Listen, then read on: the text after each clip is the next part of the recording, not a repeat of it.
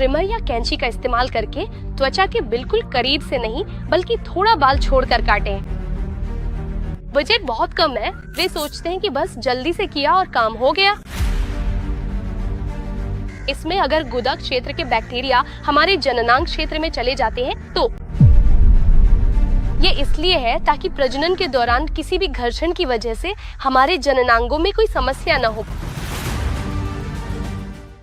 कई महिलाओं को ये नहीं पता होता कि अपने जननांगों के बालों को सही तरीके से कैसे हटाया जाए।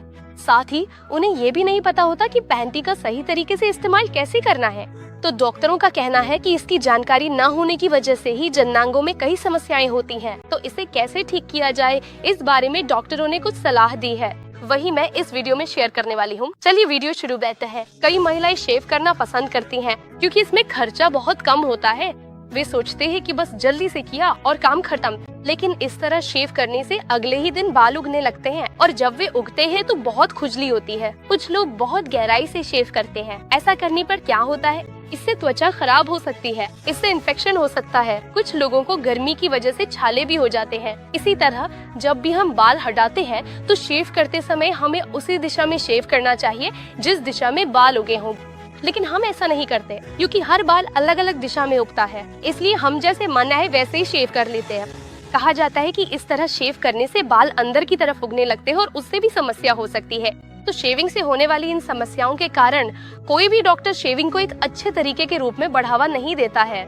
दूसरा ये कि बहुत से लोग क्रीम का इस्तेमाल करते हैं। हम कई विज्ञापन देखकर क्रीम का इस्तेमाल करते हैं। वे सभी क्रीम हाथ और पैर के बाल हटाने के लिए होती है, लेकिन हमारा प्राइवेट एरिया बहुत संवेदनशील होता है। तो अगर हम उस जगह पर उस क्रीम का इस्तेमाल करते हैं तो उसमें मौजूद केमिकल उस जगह पर और भी जलन पैदा करने लगेंगे। इससे कई समस्याएं हो सकती हैं। इसलिए प्राइवेट एरिया में इन क्रीमों के इस्तेमाल से बचना ही बेहतर है। साथ ही अगर हम क्रीम का इस्तेमाल करते भी हैं तो सामान्य बॉडी हेयर रिमूवल क्रीम के बजाय खास तौर पर प्राइवेट एरिया यानी प्यूबिक एरिया के बालों को हटाने वाली क्रीम लेनी चाहिए। कहा जाता है कि उस तरह इस्तेमाल करना थोड़ा बेहतर होगा, लेकिन कोई भी डॉक्टर क्रीम के इस्तेमाल को सही नहीं बताता है। अगला तरीका है वैक्स। तो वैक्सिंग में बाल जड़ से निकल जाते हैं, लेकिन इसमें थोड़ा दर्द होता है। तो खुद करने की बजाय अगर हम किसी प्रोफेशनल से वैक्स करवाएं तो दर्द उतना नहीं होगा। साथ ही वैक्सिंग के बाद अगर हम सूती अंडरवेयर पहने तो त्वचा के संपर्क में आने पर जलन नहीं होगी। सिर्फ तभी नहीं, आमतौर पर सूती अंडरवेयर का इस्तेमाल करना हमारे लिए बहुत अच्छा होता है। वैक्सिंग के बाद बाल उगने में लगभग 10 दिन लगते हैं। फिर भी कई डॉक्टर वैक्सिंग की सलाह नहीं देते हैं। अगला है लेजर। तो लेजर हेयर रिमूवल बालों को जड़ से हटा देता है और कहा जाता है कि इसमें उतना दर्द भी नहीं होता, लेकिन इसमें खर्चा थोड़ा ज्यादा होता है।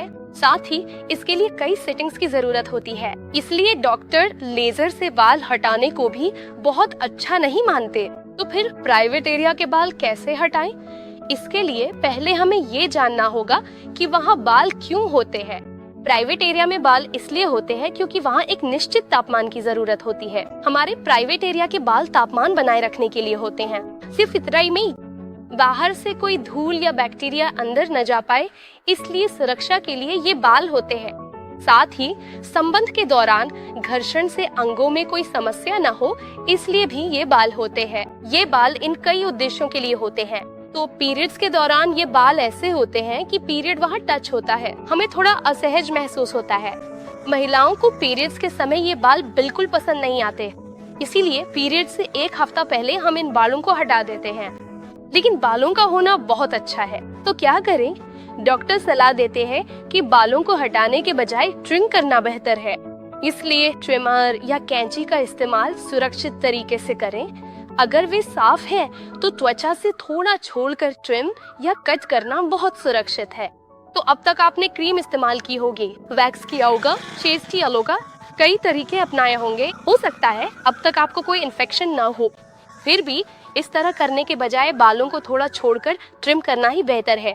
तो ऐसा करने से हमें बालों से मिलने वाली सुरक्षा भी मिल जाएगी और पीरियड्स के समय जो असहजता होती है वो समस्या भी नहीं होगी। अब मैंने जो बताया उसमें से जो आपको सही लगे उसे फॉलो करें। अब हम पैंटीज पर आते हैं। पैंटीज की बात करें तो कई महिलाओं ने इस तरह की पैंटीज देखी होंगी।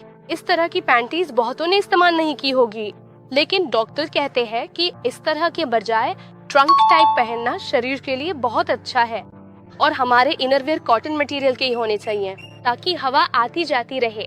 कई लोग बहुत टाइट पहनते हैं। अगर इतना टाइट पहनेंगे तो क्या होगा? खासकर महिलाओं के 3 हिस्से होते हैं, यानी एक योनि वाला हिस्सा होता है, एक पेशाब का रास्ता होता है और एक गुदा वाला हिस्सा होता है। ये 3 हिस्से हैं। इसमें अगर गुदा वाले हिस्से का बैक्टीरिया योनि में चला जाए तो इन्फेक्शन जरूर होगा। योनि से जुड़ा इन्फेक्शन हो सकता है, यूटीआई जैसा इन्फेक्शन हो सकता है। तो ऐसा ना हो, इसके लिए टाइट इनरवियर नहीं पहनना चाहिए। टाइट पहनने पर अगर इनर आगे पीछे खिसकता है तो इन्फेक्शन जरूर होगा, क्योंकि ये तीनों हिस्से महिलाओं में पास पास ही होते हैं। इसलिए टाइट इनरवियर बिल्कुल ना पहने, थोड़ा ढीला ही पहने।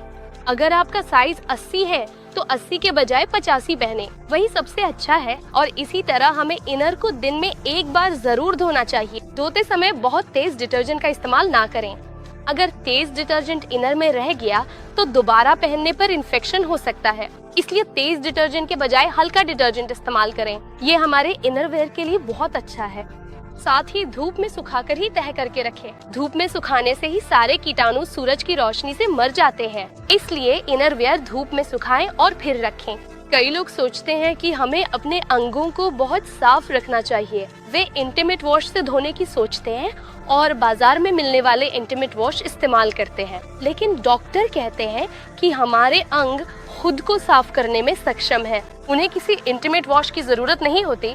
हमारे बालों में ऑयल ग्लैंड होते हैं, तेल निकलता है और पसीना आता है। वैसे ही हमारे अंगों के बाल भी होते हैं। इसलिए इसके लिए हमें अलग से किसी क्रीम या वॉश का इस्तेमाल करने की जरूरत नहीं है। कहते हैं कि बस सादे पानी से धोना ही काफी है।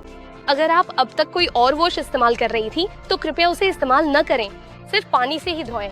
अभी मैंने जो कुछ भी कहा वो सब डॉक्टर की सलाह है। अपने प्राइवेट एरिया के बालों को हटाना है या नहीं, ये आपकी अपनी पसंद है। आपको जो सही लगे आप वही करें। इसी तरह एक माँ को अपने बच्चों को प्राइवेट पार्ट्स या इन पैंटीज के बारे में जरूर बताना चाहिए। अगर दोस्तों के साथ है तो अपनी सहेली से ये बातें शेयर करें, अपनी बहन को भी बताएं। इस तरह ज्यादा से ज्यादा लोगों को इस बारे में बात करनी चाहिए, तभी पता चलेगा कि क्या सही है और क्या गलत। साथ ही हम जागरूक और स्वस्थ भी रह सकते हैं। तो इसीलिए हमने ये वीडियो बनाया है। ये कई लोगों के लिए मददगार होगा। जिन्हें नहीं पता वे जान ले और दूसरों के साथ शेयर करें।